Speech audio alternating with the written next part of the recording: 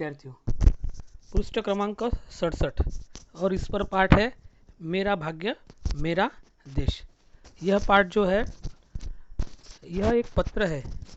पत्र में डॉक्टर राजेंद्र प्रसाद जो कि भारत के पहले राष्ट्रपति थे, उन्होंने वो पत्र लिखा हुआ है अपने भाई को, जिसमें वह बताते हैं कि देश सेवा ही मेरे लिए सब कुछ है और देश सेवा के लिए समर्पित अपना जीवन करने की उनकी जो भावना है, अपना जीवन देश प्रेम के लिए समर्पित करना, उस विषय में इस पत्र में उन्होंने अपने बड़े भाई को लिखा है। और इस पर से आपको ये भी जानकारी मिलेगी कि पत्र को किस तरह से लिखा जाता है और किस किस प्रकार के पत्र होते हैं, इसकी भी जानकारी हम प्राप्त करेंगे। तो पहले हम पाठ का परिचय, लेखक का परिचय करते हैं। पाठ का नाम है, दूसरी इकाई का 5वां पाठ है, जिसका नाम है मेरा भाग्य देश के साथ, और लिखा है डॉक्टर राजेंद्र प्रसाद। जन्म 3 दिसंबर 1884, मृत्यु 28 फरवरी 1963। रचनाएं आत्मकथा नाम की एक रचना है, यानी खुद आत्मकथा का मतलब होता है कि खुद के बारे में पूरी जानकारी जो किताब में लिखी होती है, खुद के जीवन के बारे में खुद ने लिखी हुई, उसको आत्मकथा कहते हैं।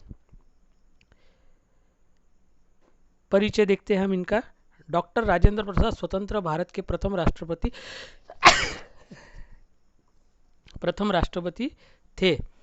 इस पत्र में लेखक डॉक्टर राजेंद्र प्रसाद जी ने अपनी देशभक्ति एवं देश सेवा के लिए अपना पूरा जीवन समर्पित करने की भावना बड़े भाई के पास व्यक्त की है। इसमें इन्होंने अपने भाई को बताया कि जैसे कि मैं अपना पूरा जीवन देश सेवा के लिए समर्पित करना चाहता हूँ, ऐसा इस पत्र का आशय है। तो देखो, पत्र लिखने वाला जो होता है ना, वो अपना नाम पृष्ठ में जो भी पेज है आपके पास में या पत्र है, ठीक है, तो वो अपने दाहिनी ओर लिखता है। जिसमें इसमें लिखा है राजेंद्र प्रसाद कलकत्ता, और उसके नीचे तारीख है 1/3/1910। ठीक है, उनका जन्म कब हुआ था हमने इसमें देखा है 1884 में, और एक खत इन्होंने लिखा है 1910 में, यानी ये इनकी आयु उस समय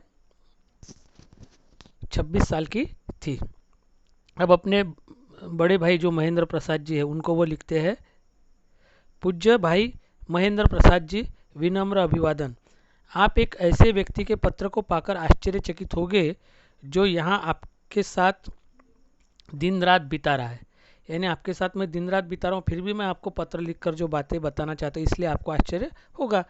मैंने अनेक बार अपने मन की बात आपसे कहने का विचार किया, पर एक भावुक व्यक्ति होने के नाते मैं आमने सामने बातें नहीं कर सका। कभी कभी ऐसा होता है कि जो बात हम जुबानी नहीं कह सकते, यानी आमने सामने किसी को नहीं कह सकते, फेस टू फेस, वो हम पत्र लिखकर कहते हैं। तो उन्होंने यही कहा है कि मैं आपके साथ हमेशा रहता हूँ, मगर पत्र इसलिए लिखा हूँ कि मैं बहुत भावुक हूँ और इसके लिए आमने सामने बात करने की बजाय मैं यहाँ आपके लिए पत्र लिख रहा हूँ।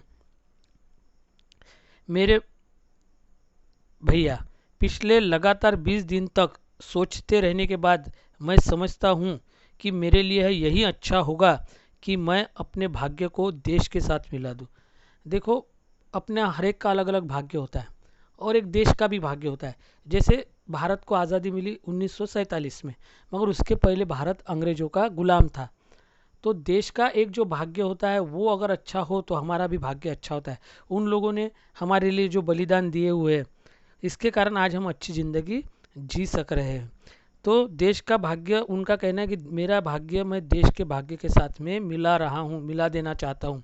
मैं जानता हूँ कि मुझसे जिस पर परिवार की सारी आशाएं केंद्रीभूत है, यानी मैं इतना पढ़ा लिखा, आपने पढ़ाया लिखा है और आप पे मेरी सब आशा है केंद्रीभूत है, यानी आप मेरे पर निर्भर है, यानी आपकी आशाएं मेरे पर निर्भर है।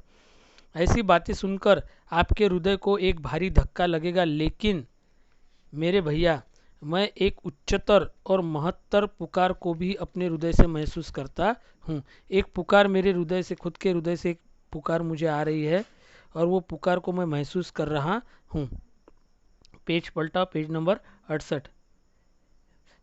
कितने सुंदर शब्द इस पत्र में उन्होंने उसका उपयोग किया है, सुंदर शब्दों का। मगर यह शब्द अगर हमको भी उपयोग में लाना है तो हमारा वाचन बहुत ज़्यादा होना चाहिए। जितना आप ज़्यादा पढ़ोगे कोई भी किताबें वगैरह, उतना आपकी भाषा और अच्छी होती जाएगी। हाँ, मैं यह भी जानता हूँ कि यदि मैं पैसे कमाऊं तो कुछ रुपया हासिल कर पाऊंगा, इसके द्वारा अपने परिवार का स्तर ऊंचा करने में समर्थ होऊंगा। अगर आप चाहते हो पैसा कमाओ तो मैं पैसा कमाने में सक्षम हूँ, पैसा कमा पाऊंगा और अपने परिवार का स्तर ऊंचा करने में समर्थ हो पाऊंगा। जहाँ लोग अपनी लंबी लंबी थैली के कारण बड़े गिने जाते हैं, लंबी लंबी थैली यानी जिनके पास में ज़्यादा पैसा वो बहुत बड़ा व्यक्ति ऐसा समझा जाता है, अपने विशाल हृदय के कारण नहीं। लोग समझते कि धन पाकर हम संतुष्ट होंगे, पर जिन्हें कुछ भी ज्ञान नहीं है वो अच्छी तरह जानते हैं कि सुख बाह्य कारण से नहीं मिलता, बल्कि वह तो हृदय की उपज है।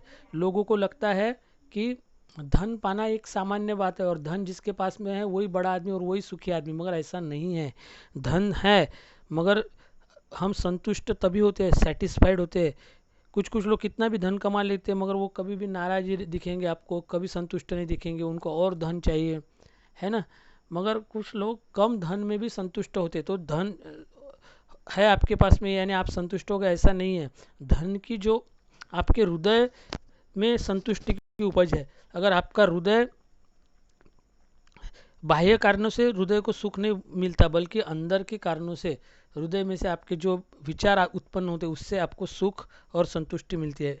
मेरे भैया, आप विश्वास रखें कि यदि मेरे जीवन में कोई महत्वाकांक्षा है तो बस वह यही है कि मैं देश सेवा के काम आ सकूं। महत्वाकांक्षा ने एम, जो अपने देश का हर एक का एक कोई तो ना कोई इच्छा रहती है कि ऐसा वैसा मुझे ऐसा बनना है, मगर उनका कहना है कि मेरी महत्वाकांक्षा एक ही है कि मैं देश सेवा के काम आ सकूं। मैं जानता हूं कि मैं प्रति मास कई 100 रुपये कमाऊंगा। मैं हर महीने में कई रुपए कमा सकता हूँ, कई हजार रुपए महीने भी हो सकते हैं। पर क्या दुनिया में ऐसे अनगिनत व्यक्ति नहीं हैं जिनके पास हजारों लाखों और करोड़ों की पूंजी है, पर उसकी कोई परवाह नहीं करता।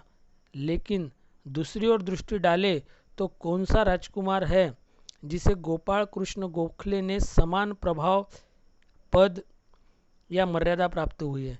यानी पैसे वाले तो बहुत है मगर उन सबका नाम है क्या, नहीं है। मगर गोपाल कृष्ण गोखले के पास ऐसा क्या है कि जिनके कारण उनका प्रभाव और उनको जो मर्यादा प्राप्त हुई है, सब लोग उनको मानते हैं। गोपाल कृष्ण गोखले जो जिन्होंने बाल गंगाधर तिलक के साथ में भी उन्होंने कार्य किया था। बाल गंगाधर तिलक भी उनके विचारों से प्रभावित थे, डॉक्टर राजेंद्र प्रसाद भी उनके विचारों से प्रभावित थे। और क्या गरीब आदमी नहीं है, और गरीब आदमी दुनिया में नहीं है क्या? हम क्या गोखले जी के परिवार से भी ज़्यादा गरीब है? अगर लाखों व्यक्ति 2-3 रुपए महीने से काम चला लेते हैं तो हम लोग भला 100 रुपये में क्यों नहीं चला सकते? यानी 100 रुपये तो हमको मिल ही रहे। तब तो इतनी गरीबी थी, 1910 की बात है कि 2-3 रुपये महीने में लोग अपना काम चला लेते थे। मेरे भाई, इस पर विचार करें, अपनी राय बताएं।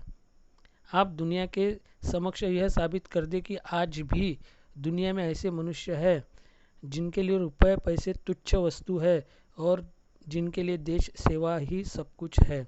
ऐसे कई उदाहरण हमको समाज में देखने को मिलते हैं। जैसे डॉक्टर कोल्ले, रविंद्र कोल्ले जो अमरावती के हैं, वो डॉक्टर है, उनकी पत्नी भी डॉक्टर है। वो चाहे तो अमरावती में रहकर या कोई भी बड़ी शहर में रहकर बड़ा हॉस्पिटल बनाकर करोड़ों रुपए कमा सकते थे। अभी बीच में कौन बनेगा करोड़पति में आया था, उनका पूरा एक एपिसोड आया था। मगर वो मेरघाट के किसी गांव में जहाँ जाने के लिए गाड़ी भी नहीं है, कई किलोमीटर तक पैदल जाना पड़ता है, ऐसी जगह पर जाकर वो वहाँ के आदिवासी गरीब लोगों का इलाज करते हैं और वहाँ पर ही एक झोपड़ी में रहते हैं। तो ऐसा जीवन जीने वाले भी लोग हैं जो देश सेवा में अपना सब कुछ देने के लिए तैयार है। मैं अपनी पत्नी को भी इस संबंध में लिख रहा हूँ। मैं माता जी को नहीं लिख सकता, वृद्धावस्था में उन्हें इससे भारी कष्ट पहुँच सकता है। आपका प्यारा राजेंद्र। तो यह कितनी अच्छा खत इन्होंने, कितना अच्छा पत्र अपने भाई को लिखा है कि मैं देश सेवा में कार्य करना चाहता हूँ और पूरी तरह से हमेशा के लिए देश सेवा करना चाहता हूँ। अब नए शब्द इसमें जैसे केंद्रीभूत शब्द आया था, केंद्र में इकट्ठा, यानी वो बोलते हैं ना कि परिवार की आकांक्षा मुझ पर केंद्रीभूत है। धक्का लगना यानी चोट लगना, आपकी आकांक्षाओं को धक्का लग सकता है, चोट लग सकती है। महत्तर यानी महत्वपूर्ण, हासिल होना यानी प्राप्त होना। ये नए शब्द लिखो।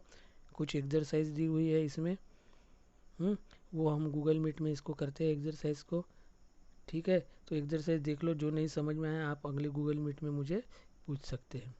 धन्यवाद।